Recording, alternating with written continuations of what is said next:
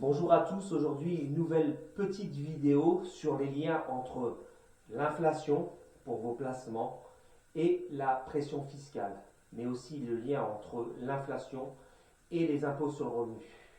En fait, je me suis rendu compte d'un simple fait, c'est que en France, comme dans d'autres pays d'ailleurs, il y a un certain nombre de tranches de zones où il y a une exonération ou alors dans lesquelles on rentre dans une pression fiscale supplémentaire.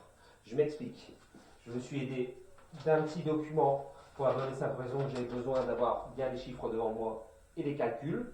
Donc, déjà, en France, au niveau législatif, il y a un abattement qui est effectué pour les droits de succession pour un contrat d'assurance vie.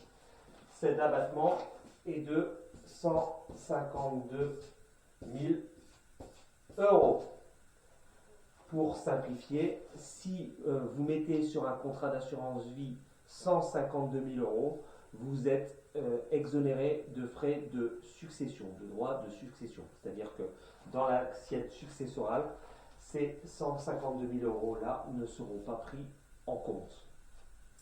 Le souci, en fait, c'est que cette somme a été fixée à 152 000 euros il y a très longtemps. Cette somme était déjà de 152 000 euros en 2003, il y a 20 ans. Alors, vous allez vite comprendre le souci avec cela, c'est qu'en 20 ans, il y a eu de l'inflation. Ça, on est tous d'accord. On constate sur l'année 2022 qui est passée, et aussi cette année, où on va avoir en cumulé plus de 12% d'inflation sur 24 mois. Mais il y a aussi le fait que les tranches n'ont pas été revalorisées sur l'inflation. Donc là, je me fais aider de mon petit post-it.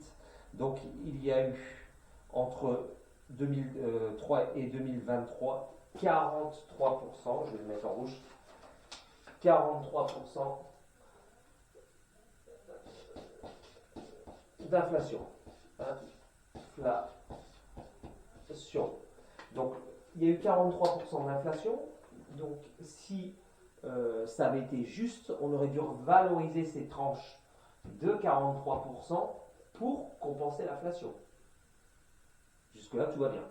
Le souci, c'est que bien sûr, le prix est fixe entre 2003 et 2023. On est toujours sur exactement la même somme.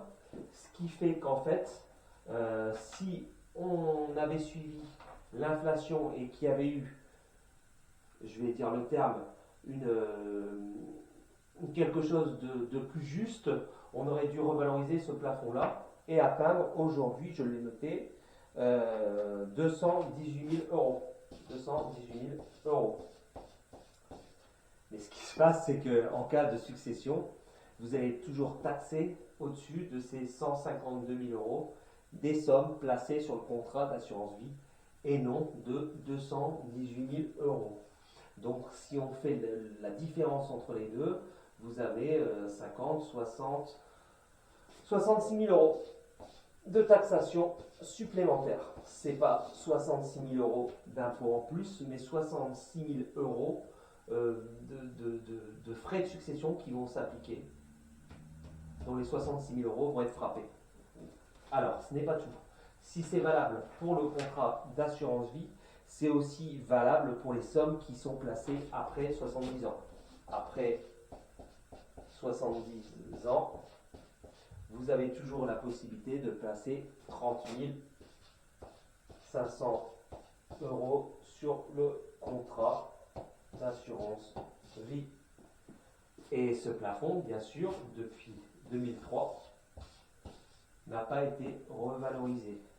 Pareil, vous avez une perte, donc j'ai calculé toujours en fonction des 43% d'inflation et qui s'élève donc à 44 000 euros. Ça correspondrait à 44 000 euros si le législateur avait décidé de corréler cette somme à l'inflation.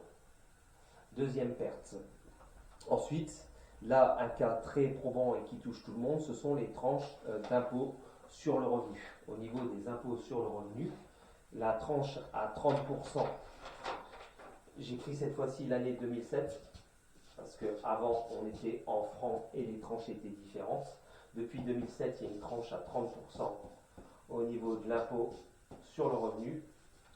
Et cette tranche à 30%, elle s'appliquait à partir de 25 000 euros. 25 000 euros. Tout ce que vous gagnez annuellement au-dessus de 25 000 euros était taxé à 30%. Jusque-là, tout va bien.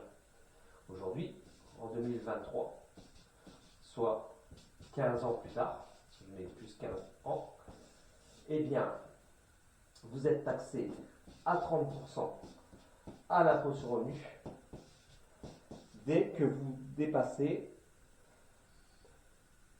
27 500 euros. 27 500 euros. Donc là, il y a eu un petit effort du législateur qui a valorisé les parts d'à peu près 10%, plus 10%. Néanmoins, on a eu sur cette période, et il ne faut pas l'oublier, une inflation très importante, puisque l'inflation entre 2007 et aujourd'hui est d'environ 30%. 33%, pardon, 33%.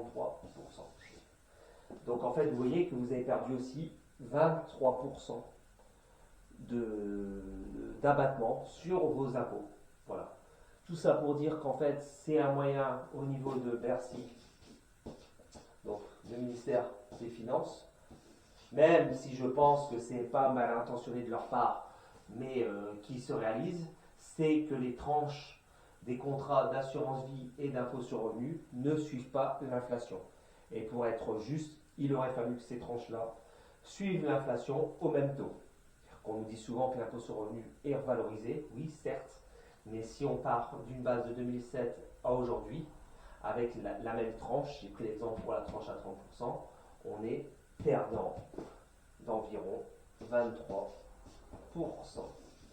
Voilà, c'est tout aujourd'hui. C'était juste une petite vidéo explicative pour prendre en compte les mouvements d'inflation et l'impact que ça a sur vos placements et vos revenus. Allez, on se revoit bientôt pour une nouvelle vidéo. Au revoir.